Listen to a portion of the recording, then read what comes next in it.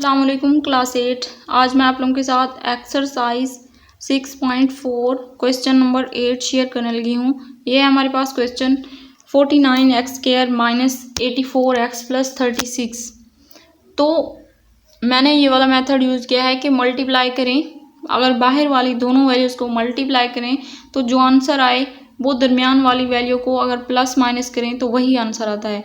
ज़्यादातर ऐसे होता है कि दरमियान वाली वैल्यू को दो पे डिवाइड करेंगे, जो आंसर आएगा उसी को 2 दफ़ा लिख देंगे। जिस तरह यहाँ पे 42 यानी कि उसका हाफ हाफ करके लिख देंगे।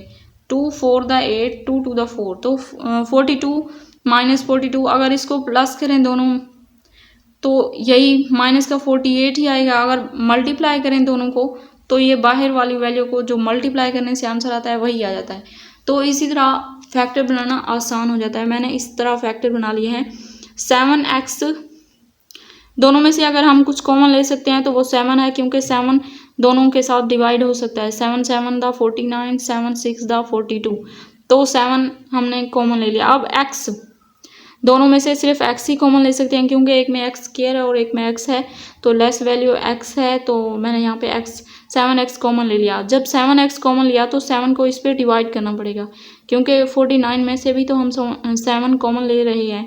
7 7 द 49, तो यहाँ पे 7 और x² है, एक x हमने बाहर कॉमन लिया है, बाकी एक x बच गया जो यहाँ पे लिख दिया 7x माइनस 7 6 द 42, तो एक x हम बाहर कॉमन ले चुके हैं, तो -6 माइनस, अब 6, दोनों में से 6 कॉमन ले सकते हैं, क्योंकि 6 इसके साथ भी डिवाइड हो सकता है और इसके साथ भी।